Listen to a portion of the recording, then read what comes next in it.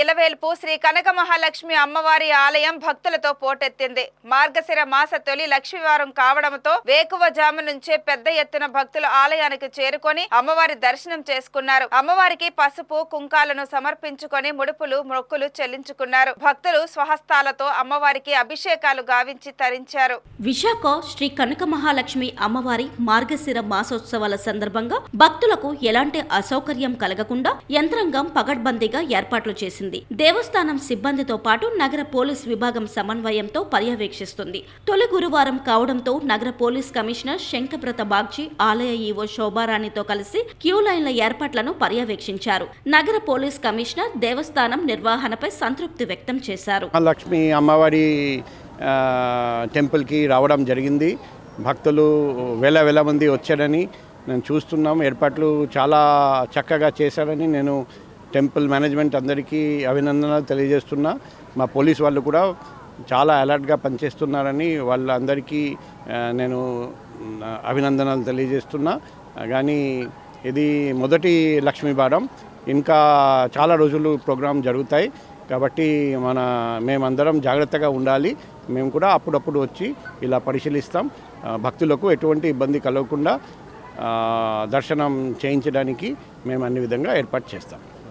ఆలయ ఈవో శోభారాణి మాట్లాడుతూ ప్రణాళికబద్ధంగా ఉత్సవ ఏర్పాట్లు చేశామని, భక్తులకు అసౌకర్యం కలగకుండా క్యూ లైన్లో ఉన్నవారికి మంచినీరు, మజ్జిగ సరఫరా చేస్తున్నామని తెలిపారు. దర్శన అనంతరం భక్తులకు ఉచిత అన్నప్రసాద వితరణ ఏర్పాటు చేసినట్లు ఆమె తెలిపారు. అందరికీ నమస్కారం అండి. శ్రీ కనకమహాలక్ష్మి అమ్మవారి మార్గశిర మాసోత్సవాలు అత్యంత వైభవంగా జరుగుతున్నాయి. ఆ అమ్మవారికి గురువారాలు చాలా ప్రతిపాత్రమైనవి. అవి 4 వచ్చాయి. ఇది మొట్టమొదటి గురువారం. ఏర్పాట్లన్నీ చాలా బాగా జరిగాయి. భక్తుల రాక కోసం వారికి ఎటువంటి ఇబ్బంది లేకుండా అన్ని సౌకర్యాలు, మంచినీళ్ళు, బటర్ మిల్క్, బిస్కెట్స్, పాలు అన్ని క్యూ లైన్స్లో ఏర్పాటు చేయడం జరిగింది. ఆర్టీసీ వారి దగ్గర నుంచి బస్సులు తీసుకుని మేము ఫ్రీ బస్సెస్ నడుపుతున్నాం. టెంపరీ టాయిలెట్స్ పెట్టాం. ఫ్రీ అంటే మనకి అన్నప్రసాద వితరణ కూడా ఉంది. ఇప్పటికీ 25,000 మంది వచ్చారు. రాత్రి 12 గంటల నుంచి సాయంత్రం లోపల ఇంకో 20,000 మంది దాకా ఎక్స్పెక్ట్ చేస్తున్నారు. అందరికీ అన్ని సౌకర్యాలు కలిగించాం. కంటిన్యూస్ అన్నప్రసాద వితరణ ఉంటుంది. ఇప్పుడే కమిషనర్ ఆఫ్ పోలీస్ వచ్చి చూసి వెళ్ళారు. వారు బందోబస్తు నిర్వహిస్తున్నారు. పోలీస్ వారు చాలా బాగున్నాయి ఏర్పాట్లన్నీ, అన్నీ సాటిస్ఫై అయ్యారు. కలెక్టర్ గారి ఆదేశాలతోటి అన్ని డిపార్ట్మెంట్ల కోఆర్డినేషన్ తోటి లోకల్ ఎమ్మెల్యే గారు కూడా వచ్చారు. వారి సూచనల మేరకు కొన్ని చిన్న ఏర్పాట్లు జరిగింది. అందరి సహాయ సహకారాలతో ఉత్సవాలు చాలా ఘనంగా జరుగుతున్నాయి. భక్తులందరూ ఇచ్చేసి అమ్మవారి ఆశీస్సులు తీసుకోవాల్సిందిగా కోరుతున్నాం. లేదు అంటే ప్రోటోకాల్ అంటే ఎవరైనా ఇబ్బందిగా ఉండి కాలేదు అంటే ప్రోటోకాల్ మెయిన్ ఎంట్రన్స్ నుంచి పంపిస్తున్నాం. బాలింతల్ని కానీ, చిన్నపిల్లల తల్లులు కానీ, నడవలేని వారు కానీ, ఇలాంటి వారు ఎవరైనా కానీ ఉంటే అక్కడ 4 వీలర్స్ ఉన్నాయి.